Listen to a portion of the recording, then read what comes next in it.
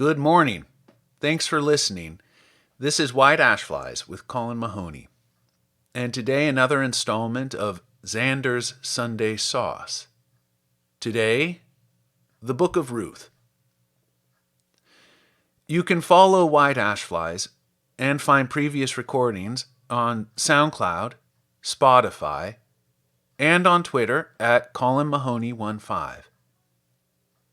And now, the Book of Ruth on White Ash Flies. In the days when the judges ruled, there was a famine in the land. And a certain man of Bethlehem in Judah went to sojourn in the country of Moab, he and his wife and his 2 sons.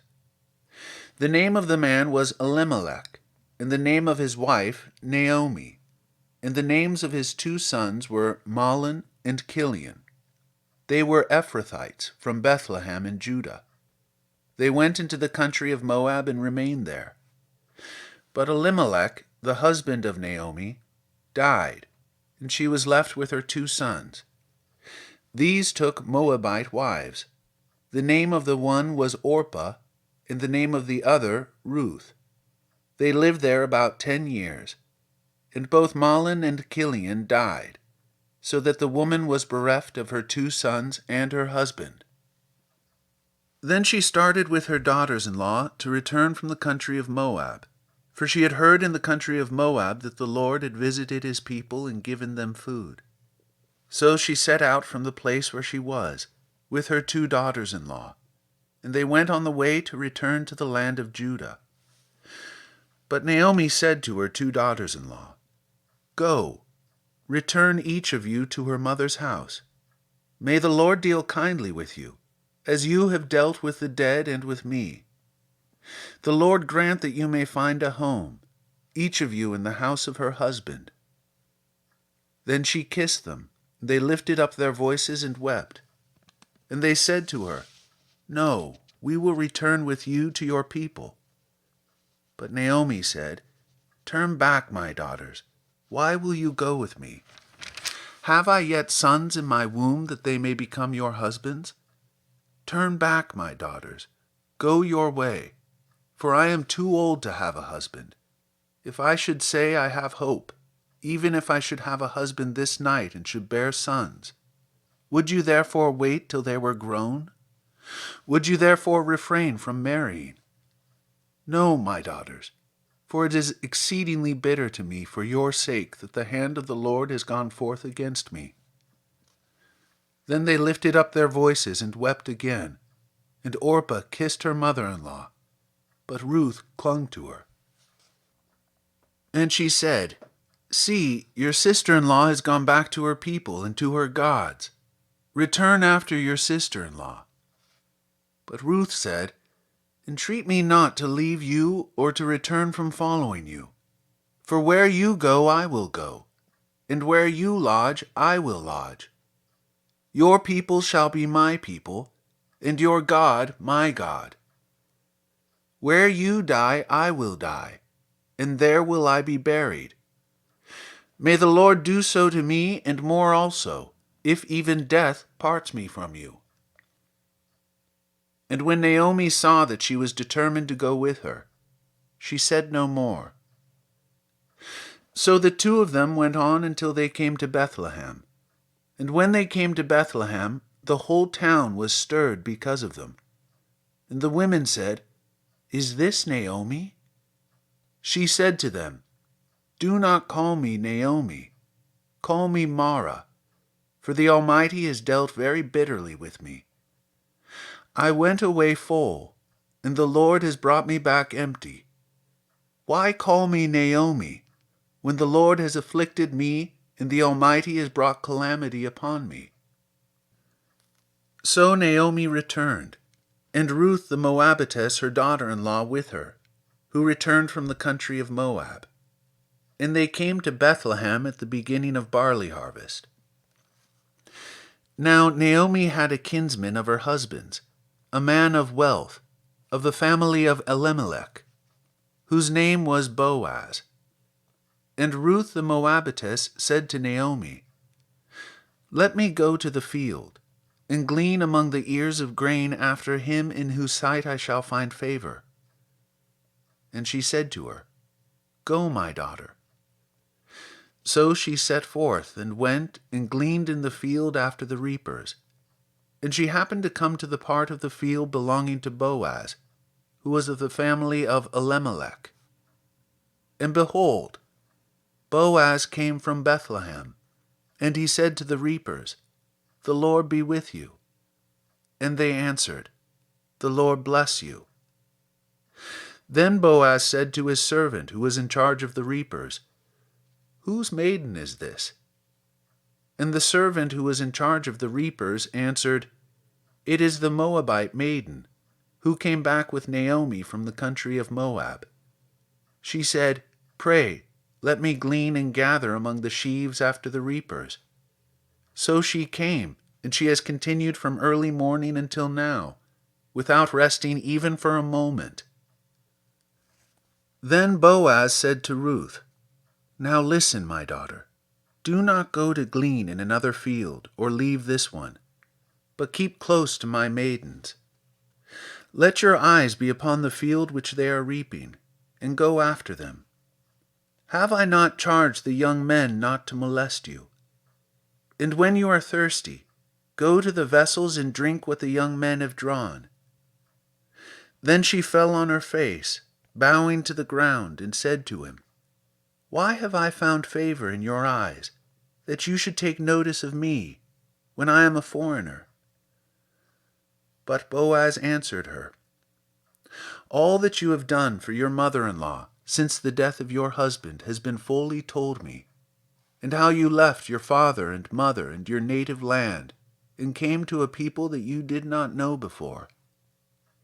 The Lord recompense you for what you have done, and a full reward be given you by the Lord, the God of Israel, under whose wings you have come to take refuge.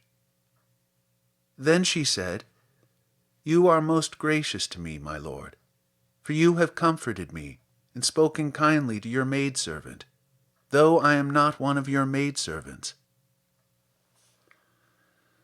And at mealtime Boaz said to her, Come here, and eat some bread, and dip your morsel in the wine. So she sat beside the reapers, and he passed to her parched grain, and she ate until she was satisfied, and she had some left over. When she rose to glean, Boaz instructed his young men, saying, Let her glean even among the sheaves, and do not reproach her, and also pull out some from the bundles for her, and leave it for her to glean, and do not rebuke her. So she gleaned in the field until evening. Then she beat out what she had gleaned, and it was about an ephah of barley. And she took it up and went into the city. She showed her mother-in-law what she had gleaned, and she also brought out and gave her what food she had left over after being satisfied. And her mother-in-law said to her, Where did you glean today? And where have you worked? Blessed be the man who took notice of you. So she told her mother-in-law with whom she had worked, and said, The man's name with whom I work today is Boaz. And Naomi said to her daughter-in-law, Blessed be he by the Lord, whose kindness has not forsaken the living or the dead. Naomi also said to her, The man is a relative of ours, one of our nearest kin. And Ruth the Moabitess said, Besides, he said to me, You shall keep close by my servants, till they have finished all my harvest. And Naomi said to Ruth, her daughter-in-law, It is well, my daughter, that you go out with his maidens, lest in another field you be molested. So she kept close to the maidens of Boaz, gleaning until the end of the barley and wheat harvests, and she lived with her mother-in-law. Then Naomi, her mother-in-law, said to her, My daughter, should I not seek a home for you, that it may be well with you? Now is not Boaz our kinsman, with whose maidens you were? See, he is winnowing barley tonight at the threshing floor. Wash therefore, and anoint yourself, and put on your best clothes, and go down to the threshing floor. But do not make yourself known to the man until he has finished eating and drinking. But when he lies down, observe the place where he lies. Then go and uncover his feet and lie down, and he will tell you what to do." And she replied, "All that you say I will do." So she went down to the threshing floor, and did just as her mother-in-law had told her. And when Boaz had eaten and drunk, and his heart was merry, he went to lie down at the end of the heap of grain. Then she came softly, and uncovered his feet, and lay down. At midnight the man was startled, and turned over, and behold, a woman lay at his feet. He said, "Who are you?" And she answered, "I am Ruth, your maidservant. Spread your skirt over your maidservant, for you are next of kin." And he said, "May you be blessed by the Lord, my daughter. You have made this last kindness greater than the first, in that you have not gone after young men, whether poor or rich. And now, my daughter, do not fear. I will do for you all that you ask, for all my fellow townsmen know that you are a woman of worth. And now it is true that I am a near kinsman, yet there is a kinsman nearer than I. Remain this night, and in the morning, if he will do the part of the next of kin for you, well, let him do it. But if he is not willing to do the part of the next of kin for you, then, as the Lord lives, I will do the part of the next of kin for you. Lie down until the morning." So she lay at his feet until the morning, but arose before one could recognize another. And he said, "Let it not be known that the woman came to the threshing floor." And he said, "Bring the mantle you are wearing, and hold it out." So she held it, and he measured out 6 measures of barley, and laid it upon her. Then she went into the city. And when she came to her mother-in-law, she said, "How did you fare, my daughter?" Then she told her all that the man had done for her, saying, "These 6 measures of barley he gave to me, for he said, 'You must not go back empty-handed to your mother-in-law.'" She replied, "Wait, my daughter, until you learn how the matter turns out, for the man will not rest, but will settle the matter today."